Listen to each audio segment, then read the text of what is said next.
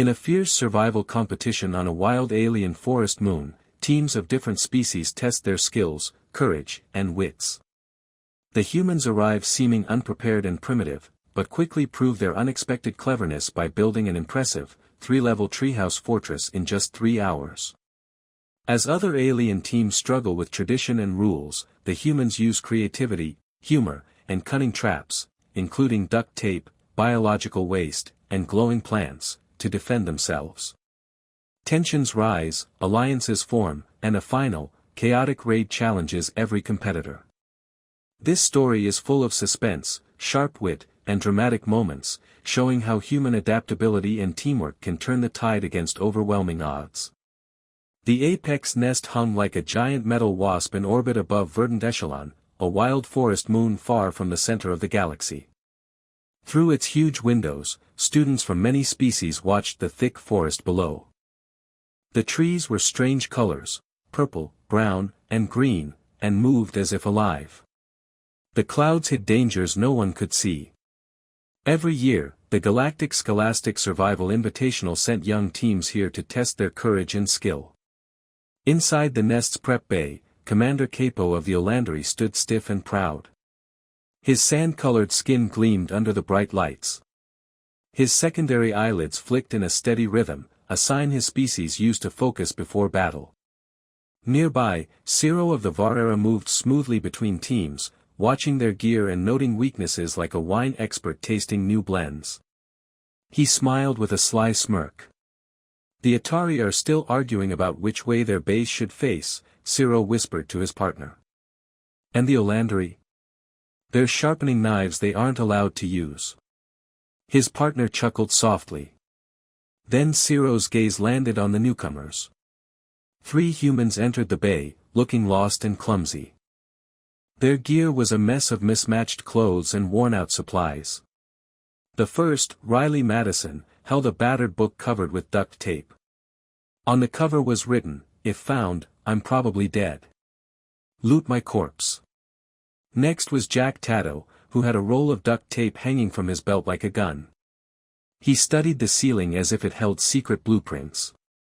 The last, Missy Silver, carried a data pad held together by patches and tape. Ciro's smile grew wider. "They sent us primitives," he said loudly. "This will be over by first sunset." Riley looked up from her book and met his dark eyes with a steady stare. "Hey Jack," she said without breaking eye contact. "He thinks we're primitives." Jack grinned. "Huh, neat. Did you tell him about the time you built a working catapult?" "That was supposed to be a trebuchet," Riley corrected with a frown. Same difference," Jack said, rolling his eyes. "Still launched that flaming pumpkin 3 blocks." Riley smiled proudly. "Fair point." She clapped her hands and rubbed them together like a villain ready for mischief. "I plan on building a treehouse during this challenge." Missy looked up, surprised. "A bit ambitious, don't you think?" Riley shrugged. "What's wrong with showing off a little?" Nearby, Grit and Helsa Spindler, siblings from a tough mining species, paused their preparations. Mentioning flaming pumpkins was either a proposal or a declaration of war in their culture. They weren't sure which. A chime echoed through the bay. "Attention competitors," a robotic voice announced. "Please proceed to your drop pods. Planetary insertion begins in 15 minutes. Jack muttered, "Why do they have to make it sound so medical?" "Because they're going to shoot you at a planet and hope the parachutes work," Riley said dryly. "Doesn't test well with parents." As teams moved toward the pods, Coach Briggs's voice crackled through the humans' earpieces. He sounded like he'd already started drinking.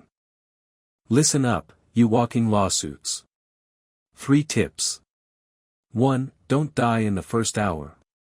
Paperwork is hell. 2. Remember that thing about the Geneva Convention?" Missy jumped in, "That doesn't apply here, but let's pretend it does. 3. If you do die, try to make it funny. I've got money on you lasting 6 hours. Only 6. Riley asked, offended. "Optimistic. Betting pool has you at 3, coach said. The drop pods were tight and uncomfortable. The Olandri began a low chant. The Velcara closed their eyes and went still. Jack hummed off-key, singing, Highway to Hell. Riley and Missy played rock-paper-scissors for the seat that didn't smell like cleaner. The pods jolted as they detached. Outside, verdant echelon rushed up, a green and brown marble wrapped in glowing clouds. Jack stopped humming, grinning. I read the whole manual last night. You want to share the fun parts? Riley asked, eyes narrowing. Jack cleared his throat. There's a creature called a graph hound. 6 legs, saber teeth, angry as a wolverine with a bad divorce. The pod hit atmosphere with a harsh shudder. Coach Briggs's last words crackled through static, if you can't be good, be lucky. If not lucky, be smart. And if not smart, that's why we have insurance waivers. They landed hard. Dirt, or what passed for dirt, thundered beneath them. Riley called out, everyone alive. Dine alive. Jack joked, hanging upside down from his harness, conscious and sarcastic. Missy had landed right side up and already scanned the terrain on her patched data pad. Dense forest surrounded them. Water lay 200 meters northeast.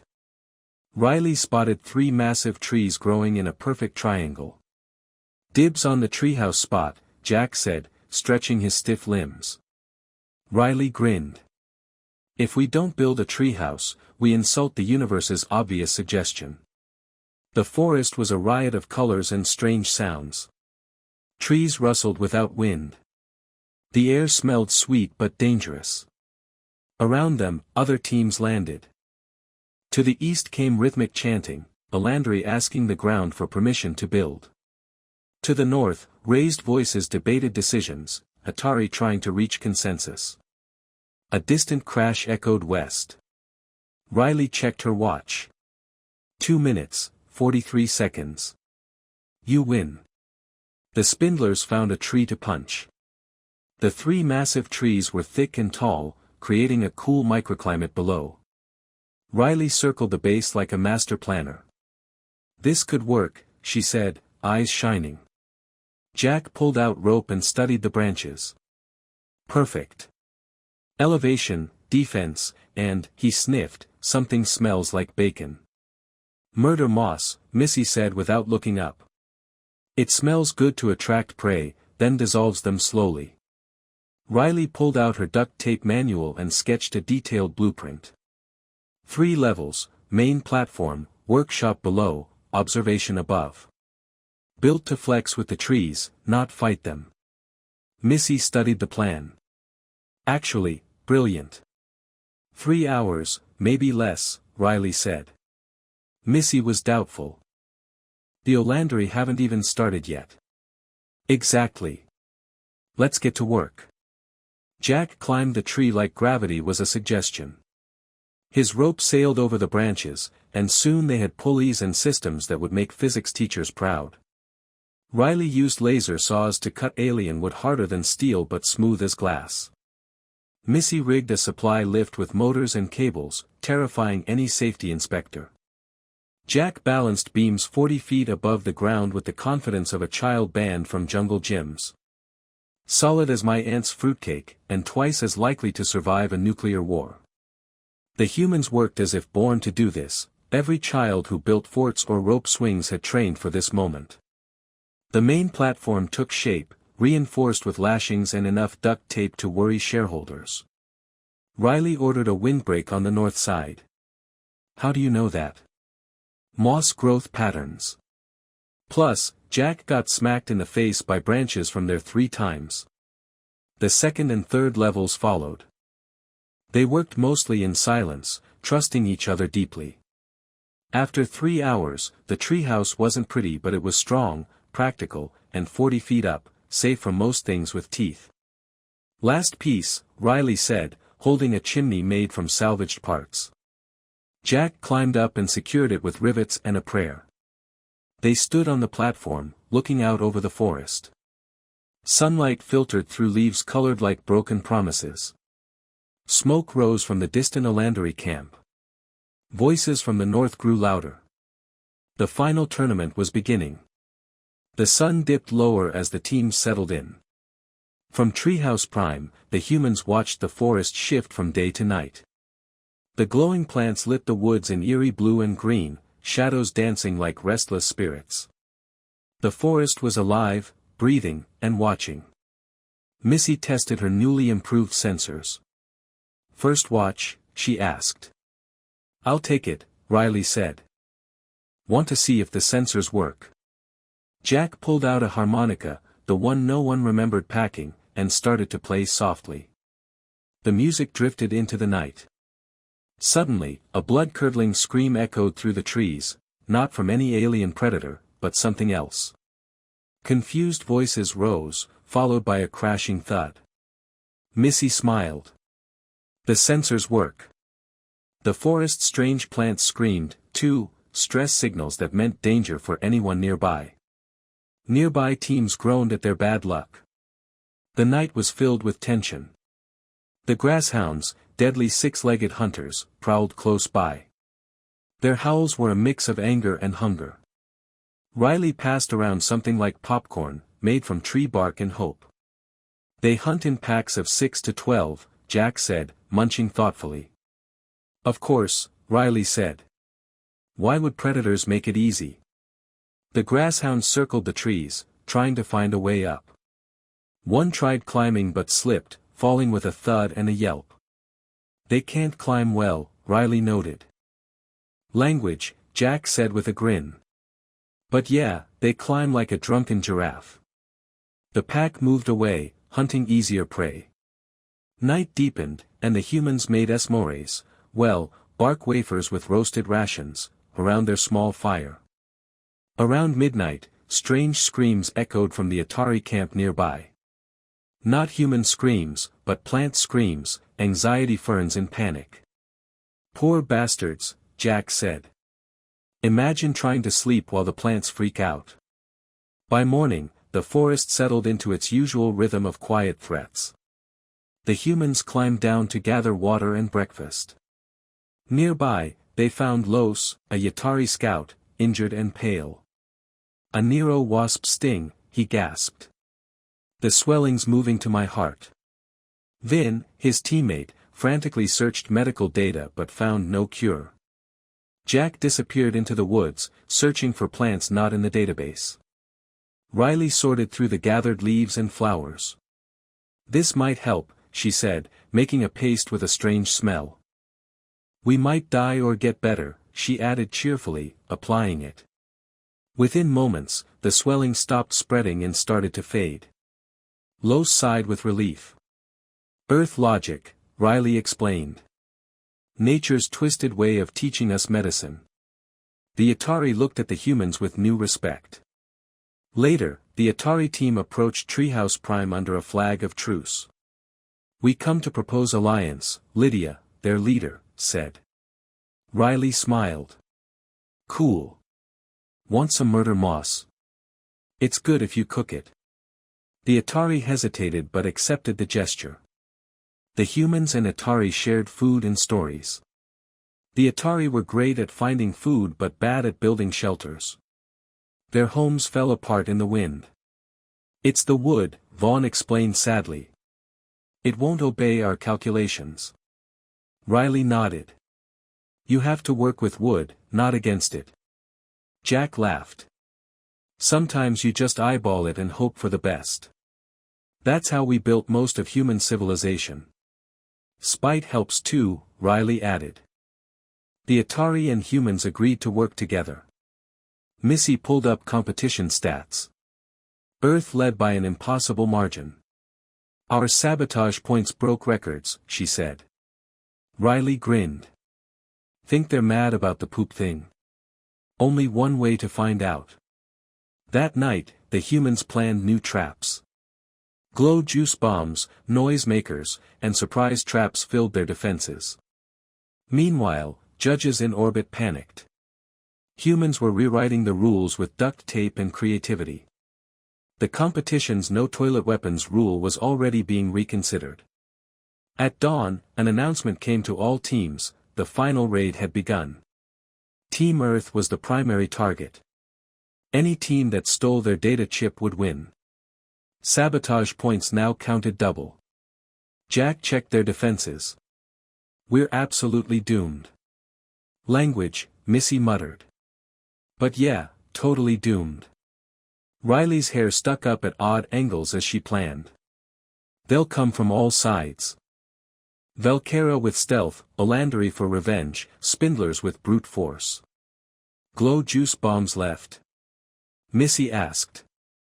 16 plus the experimental one, Riley said. Jack set to work building more traps. Suddenly, Lydia and the Atari returned, hands raised. "We request alliance," Lydia said. Riley translated. "They don't want to fight us." 5 minutes later, the Atari joined the humans in the treehouse. Their calmness was a sharp contrast to the human chaos. "Your plan?" Lydia asked. "Make them regret everything," Riley said simply. "You?" Missy asked. "Strategic defense," Lydia replied. "Boring but practical." "I like it," Riley said. "You handle logistics, we handle crazy." Missy held up a glowing jar. "This is regret sauce, murder moss paste, glow juice, and alien pepper spray." The Atari stepped back. "Yeah. Right reaction." By sunrise, Treehouse Prime was a fortress from nightmares and hardware stores. Pressure plates, false floors, and glitter bombs covered every path. Riley called the pit trap the shame hole. Anyone falling in faced screaming plants that panicked at them. "If they get past all that," Riley said, "they meet Jason." Jason was their mounted toilet, rigged with surprises. The first attack came from the Vara. Co, their leader, moved like smoke, green and bitter. He scaled the tree quietly, but the tree screamed, a horrible screech that made him lose his grip. He fell into a net of screaming ferns. His partner tried to help but triggered another trap. Co was covered in sticky ferns, making noise like a broken alarm. He and his partner fled, glowing and itching. Jack watched through binoculars. Screaming trees are genius. The Vara retreated, defeated by human tricks. Next came the Olandri, advancing in shield formation. They walked down a trench beneath the treehouse, confident. Suddenly, a trip wire snapped, releasing gallons of collected human waste down on them. The warriors were covered in filth, honor-stained. Jack's voice boomed from above. "You have been dishonored, by our scat." Covered in slime, Commander Capo called for retreat, dignity shattered but respect growing. The Spindlers charged next, with logs held high. Riley smiled. "On Earth, we had a game called Donkey Kong." "No time for history," Missy said, kicking away chalk marks. Logs rolled downhill, bouncing unpredictably and knocking Spindlers down. They moved fast but were rattled. The Spindlers withdrew, cursing primitive gravity weapons. Above, judges watched in stunned silence. "Not even using their advanced gear properly," one said.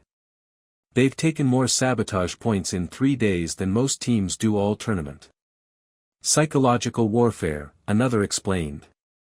The humans and Atari worked together to improve defenses.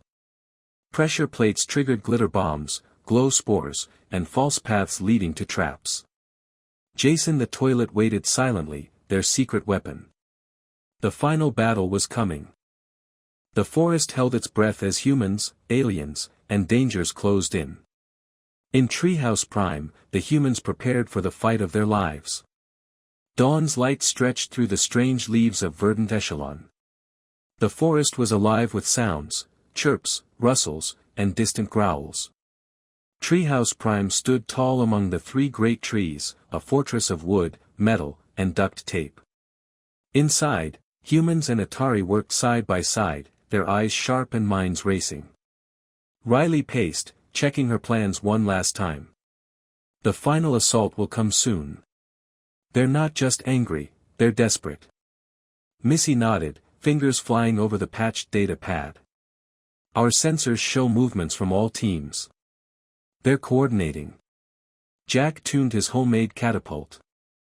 Logs, glitter bombs, and Jason are ready. Let's make them regret this. Suddenly, a faint noise drifted from below.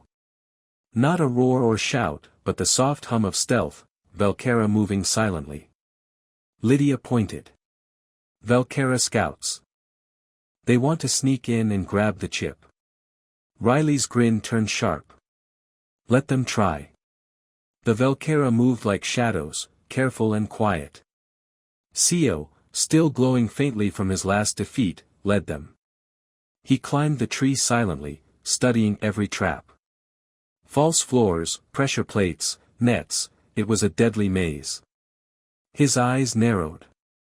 The toilet, Jason, stood in the corner. The data chip gleamed on the lid, almost mocking. Sio reached out, fingers closing on the chip. Suddenly, the lid snapped up, striking Sio's face hard.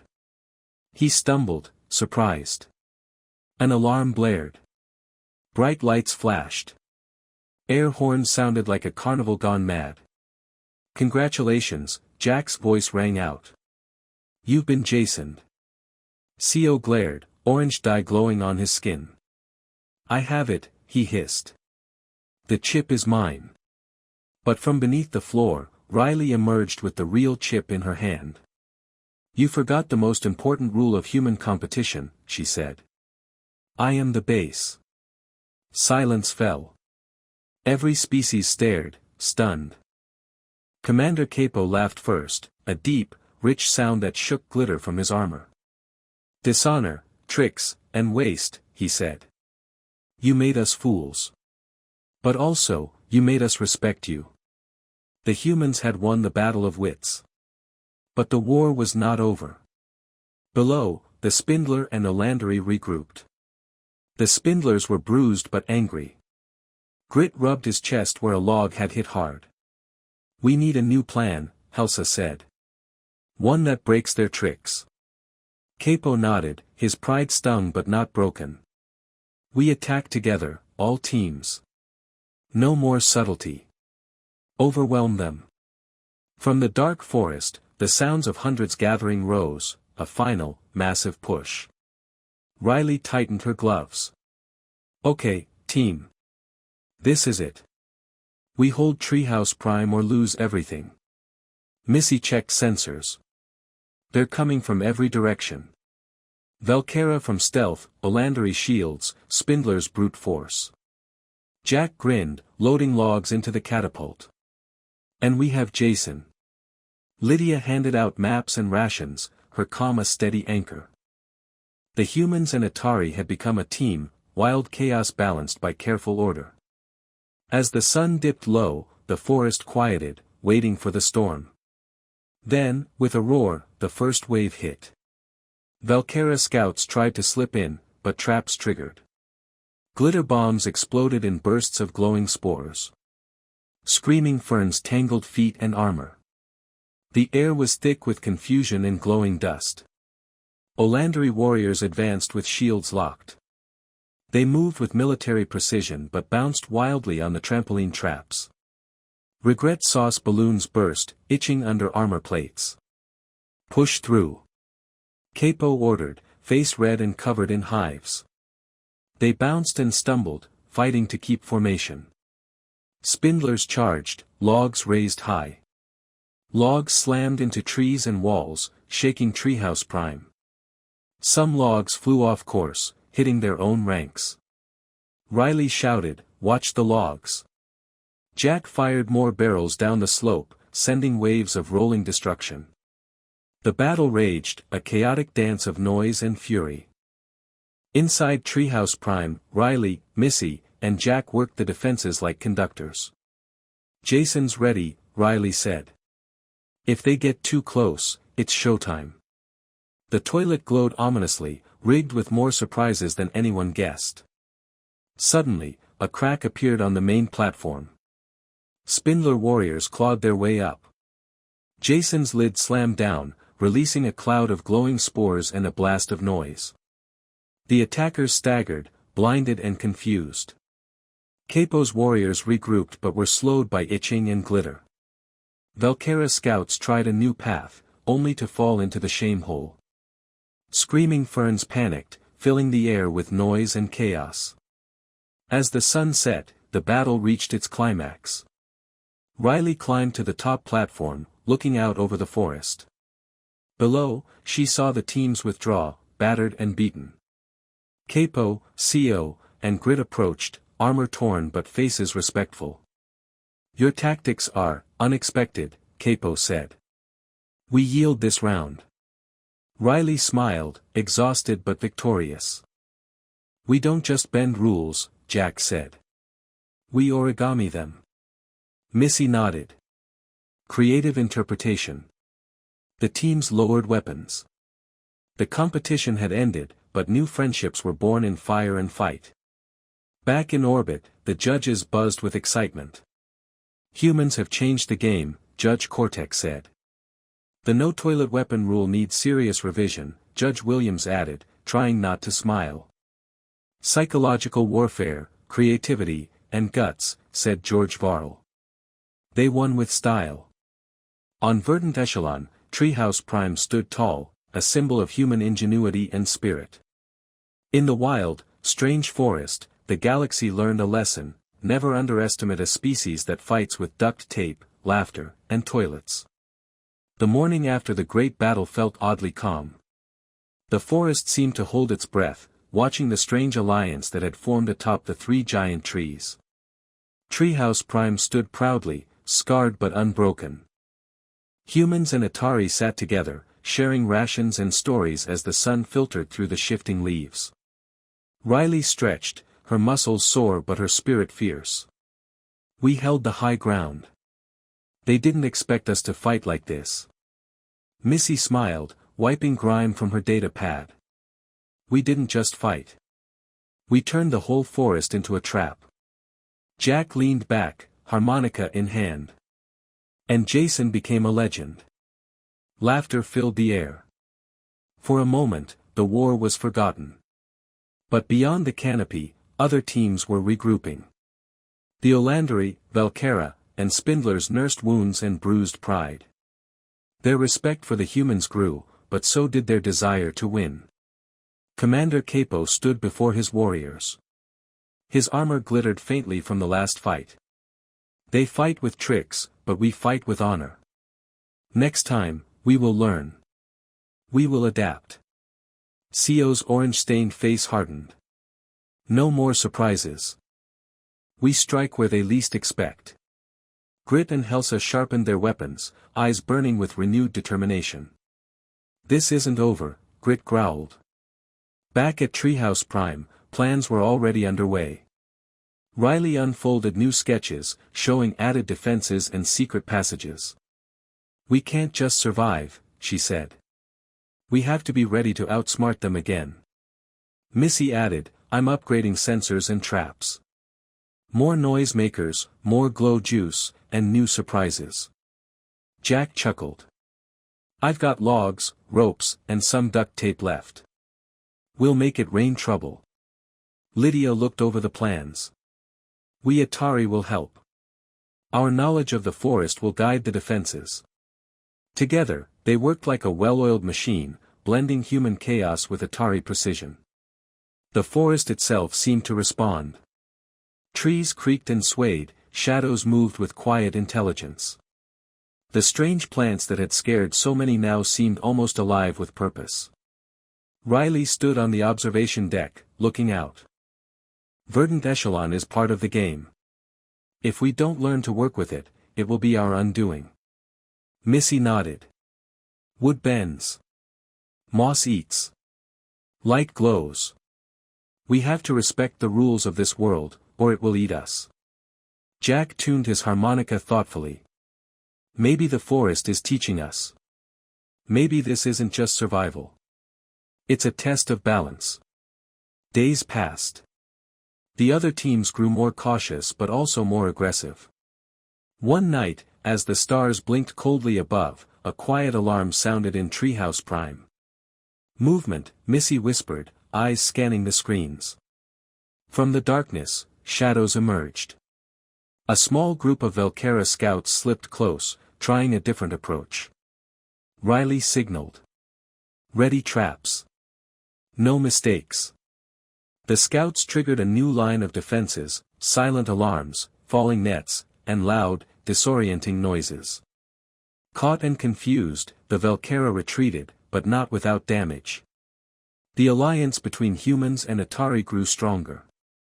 They shared food, knowledge, and laughter.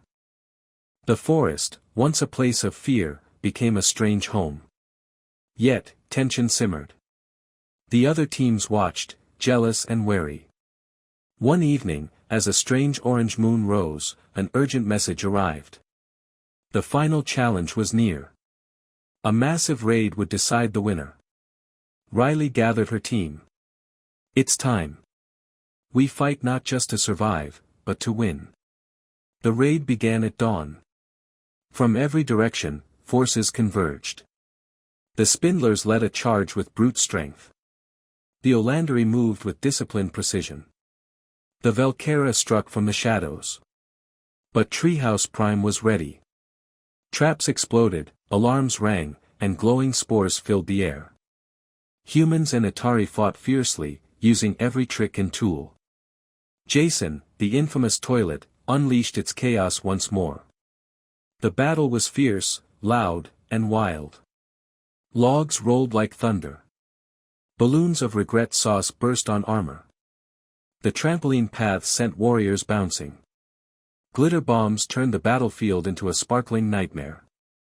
Through the chaos, Riley and Jack coordinated defenses, laughter mixing with shouts.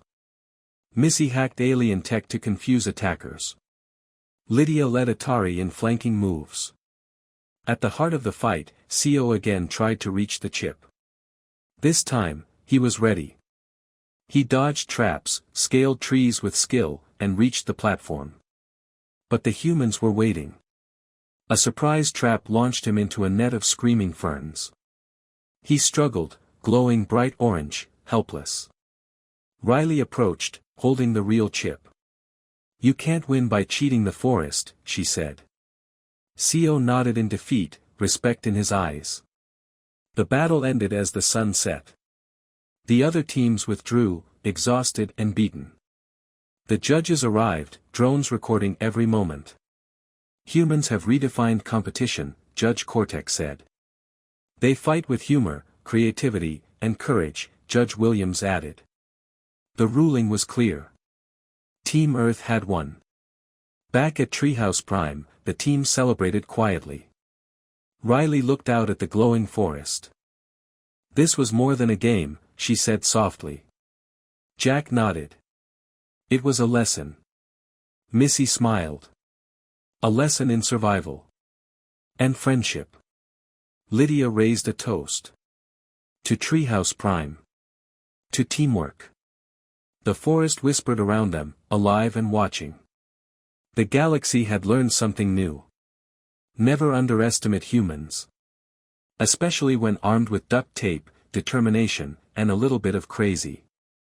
The stars above Verdant Echelon shone cold and bright, watching the final day of the competition unfold. Treehouse Prime stood tall and proud, its patched walls and duct tape bindings a testament to human creativity and willpower. The air was thick with tension and excitement as teams prepared for the closing moments. Riley adjusted her gear, feeling the weight of the competition, and the hope of victory, settle on her shoulders. This is it. The last challenge. We can't just survive anymore. We have to finish strong. Missy checked the sensors one last time. Defenses are all green. The traps are set. The panic platform is ready. Jack grinned, loading the last batch of glowing bombs into their launchers. Jason is ready to make history. Lydia, calm and collected, brought news from the scouts. All teams are moving toward us. The final raid will be fierce and fast. The humans and Atari shared a look. They had become more than allies, they were a family forged in fire and forest. The first wave came charging through the trees. The spindlers with their massive logs, the Olandri in shield formation, and the Velkera striking from shadows. Riley gave the signal. Now. Glitter bombs exploded, filling the air with glowing spores that clung to armor and skin. Screaming ferns tangled legs and slowed the attackers. The trampoline trap sent warriors bouncing helplessly. Regret sauce balloons burst in bursts of itchy green, causing chaos in the ranks. Logs rolled wildly, knocking down anyone in their path, sometimes friend or foe. The battlefield was a chaotic storm of noise, color, and motion. In the midst of the chaos, Sio, still glowing bright orange from earlier die traps, made a desperate dash for Treehouse Prime. He climbed quickly, dodging traps and alarms. Reaching the platform, he lunged for the data chip. But Riley was ready. She triggered a hidden mechanism, releasing a net woven from screaming ferns. Sio was caught, struggling as the plants panicked around him. Riley approached, holding the real chip in her hand. "You lost," she said quietly. "But you fought well." Sio nodded, exhausted but smiling with respect. As the final moments passed, the attackers retreated. The humans and Atari stood victorious. The judges' drones captured it all, the ingenuity, the courage, the spirit. Judge Cortex spoke to the crowd. "Today, you have all learned the true meaning of survival, not just strength, but creativity and heart." Judge Williams added, "Team Earth has shown the galaxy the power of human determination." Back inside Treehouse Prime, the team gathered. Riley looked around at Jack, Missy, Lydia, and the others. "We did it," she said softly. Jack laughed. "And we did it with duct tape, toilets, and a little bit of madness." Missy smiled. "This is a victory for all of us." Lydia raised a toast. "To friendship, to teamwork, and to the wild, unpredictable forest that tested us all." The forest outside whispered in the evening breeze, alive and watching, as if sharing the joy. Across the galaxy, news of Team Earth's victory spread. They were no longer just primitives. They were champions. They were legends. And the galaxy learned a valuable lesson: never underestimate humans. Especially those who build treehouses in 3 hours, fight with laughter, and win with heart.